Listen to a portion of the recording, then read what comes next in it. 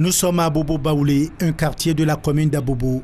Les stands sont installés dans ce village communautaire à l'occasion de la célébration de la Journée mondiale de lutte contre le sida, prévue ce 1er décembre. Affiches et autres supports de lutte contre le VIH-Sida sont dressés en vue de sensibiliser les populations sur la pandémie. On leur donne des informations sur les différents moyens, c'est-à-dire qu'est-ce qu'il faut faire pour éviter de se contaminer et comment, lorsqu'on est contaminé, qu'est-ce qu'il faut faire, la prise en charge, comment est-ce que ça se déroule. J'ai appris que nous devons nous préserver, quelle que soit la situation, nous devons toujours nous préserver pour éviter des grossesses précoces, ça c'est premier. Et deuxièmement aussi pour éviter des maladies sexuellement transmissibles. Dans le village communautaire, plusieurs associations et organisations non gouvernementales de lutte contre le sida sont représentées. Au cours de ce panel organisé par le Programme national de lutte contre le sida et Alliance Côte d'Ivoire qui a pour thème « Tester, traiter tous », des stratégies sont adoptées en vue de convaincre les populations à se faire dépister. L'idée c'était de pouvoir renforcer, accélérer la réponse. Et donc cette stratégie était une stratégie qui nous permettait d'affiner notre façon d'approcher la réponse pour que nous ayons des résultats plus substantiels, qui visaient d'abord le bénéfice du patient, mais qui visaient aussi des bénéfices programmatiques. Alors nous avons voulu pour une fois, au niveau du village communautaire qui était devenu une tradition, à la veille de la Journée mondiale de lutte contre le sida, réunir tous les acteurs communautaires, discuter avec eux des innovations en termes de réponse communautaire au VIH-Sida, mais également des défis auxquels nous sommes confrontés. Le taux de dépistage que nous devons atteindre selon le premier 90, nous sommes encore à 37% et il faut faire beaucoup encore pour pouvoir atteindre au moins 90%. Donc on va continuer à accentuer nos sensibilisations vers les populations qu'on nous a demandé de cibler, c'est-à-dire les jeunes filles âgées de 15 à 24 ans et puis les hommes de plus de 25 ans qui refusent le dépistage à l'hôpital. Le village communautaire d'Abobo Baoulé est ouvert à la population abidjanaise du 29 novembre au 1er décembre 2018. 3 jours pendant lesquels les acteurs de lutte contre le VIH-Sida vont échanger avec les populations et les sensibiliser sur les comportements à risque. La prévalence du sida en Côte d'Ivoire est passée de 4% en 2015 à 2,7% en 2017. Le ministère de la Santé et de l'Hygiène publique entend renforcer la lutte contre la maladie en 2019. Une victoire qui s'annonce déjà à travers ce symbole V du ruban rouge. Depuis lors, nous sommes engagés dans la lutte contre le VIH. Aujourd'hui, nous voulons célébrer la vie. Nous ne voulons plus allumer les bougies pour pleurer, pour penser à nos pionniers, c'est vrai, ils nous ont dévancés. Mais ensemble, nous qui sommes restés sur terre, c'est vrai, nous prions pour eux aussi, de leur côté, ils prient pour nous. Et aujourd'hui, nous sommes dit, le programme national de lutte contre le sida, il faut venir célébrer notre victoire ici. Et notre victoire, c'est le V qui est là. Ce monument que les communautés offrent, pour moi, c'est la réponse contre le sida. Et donc, pour nous, c'est une joie de symboliser cela. Je pense que ça reste le signe pour tout le monde, pour tous ceux qui passent au programme, que les communautaires étaient engagés dans la réponse aussi. 460 000 personnes sont affectées par le VIH-Sida en Côte d'Ivoire. La pandémie a fait également des milliers de morts dans le monde. Ces étudiants sont de l'université Jean-Laurion Guédé de Daloa. Leur université reçoit ce jour l'édition 2018 de la Journée nationale de la non-violence en milieu universitaire. Dans cet amphithéâtre qui sert de cadre à la célébration de cette journée, dirigeants universitaires, enseignants et parents étaient tous présents pour sensibiliser la communauté estudiantine au respect de la culture de la paix et de la non-violence.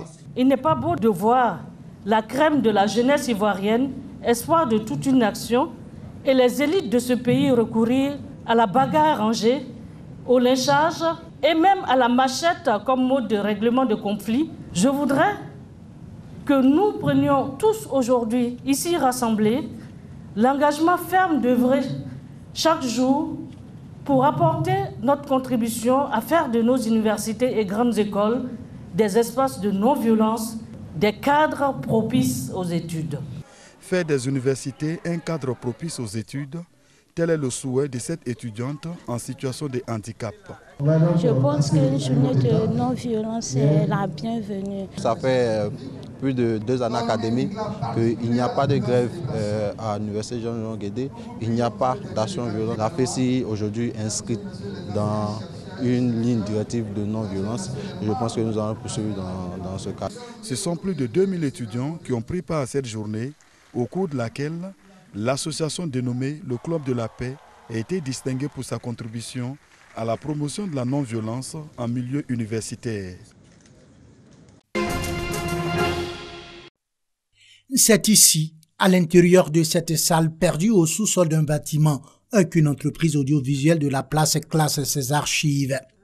Un véritable dépôt de secrets ou de mémoire officielle pour les uns, un patrimoine historique pour les autres. Les archivistes n'ont pas été autorisés à nous parler.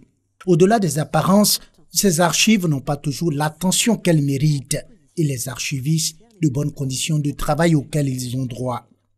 Une page que veut tourner l'AJACI, Association des jeunes archivistes de Côte d'Ivoire, avec l'institution du prix d'excellence de la meilleure administration de gestion des archives.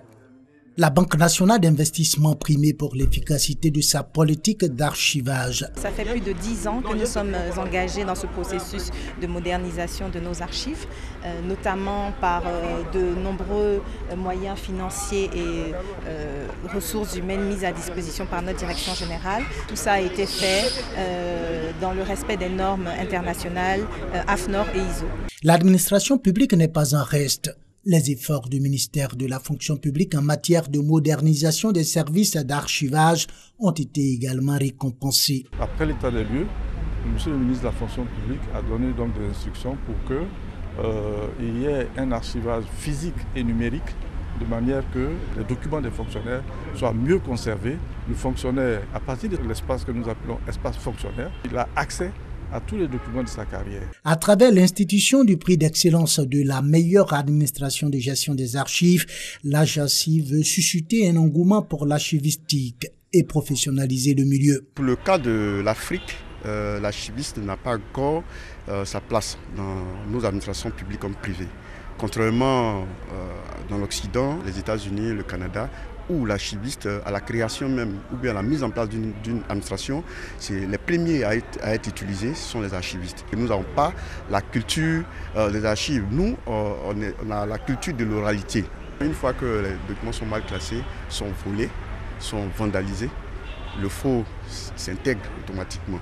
Mais une fois que les archives sont bien organisées, bien tenues, bien sécurisées, je pense que l'information ira tout droit à qui de droit. Le représentant du parrain souligne ici les enjeux d'un service d'archives de qualité. J'avais en 2007 instruit un dossier. Avant d'instruire, il fallait trouver les documents de base. Or, le dossier a été traité en 1959. Donc, il fallait forcément ce document-là pour continuer l'instruction du dossier. Pour cela, la dame qui était avec moi a dit « Nous pouvons trouver ces documents en France ». Elle est partie à Montpellier, elle a trouvé que l'extrait topo de la zone était bien classé et elle a fait une couvre-feu pour envoyer. Pour vous dire que c'est une collecte de documents qui permet de reconstituer l'histoire et certains documents de décision. Le respect des exigences légales et réglementaires applicables au secteur des archives, les ressources humaines et la situation des locaux de stockage et les outils de gestion sont entre autres les critères de sélection de la meilleure administration de gestion des archives. En réunion extraordinaire ce vendredi à Accra, la capitale du Ghana, le comité exécutif de la CAF a décidé de retirer l'organisation de la CAN 2019 au Cameroun. Au nombre des raisons évoquées par l'instance dirigeante, l'on pourrait noter que les visites sur l'avancement des travaux d'infrastructure n'ont pas été satisfaisantes, selon la commission d'organisation. Une autre raison d'ordre sécuritaire avec le groupe terroriste Boko Haram et l'insécurité grandissante dans le nord en zone anglophone sont à la base de cette décision. Une nouvelle procédure de candidature verra le jour dans les prochains jours pour déterminer qui recevra la compétition qui aura lieu du 15 juin au 13 juillet 2019. Le Maroc ainsi que l'Afrique du Sud sont pressentis pour se porter candidat. Ils ont un mois pour déposer officiellement leur dossier.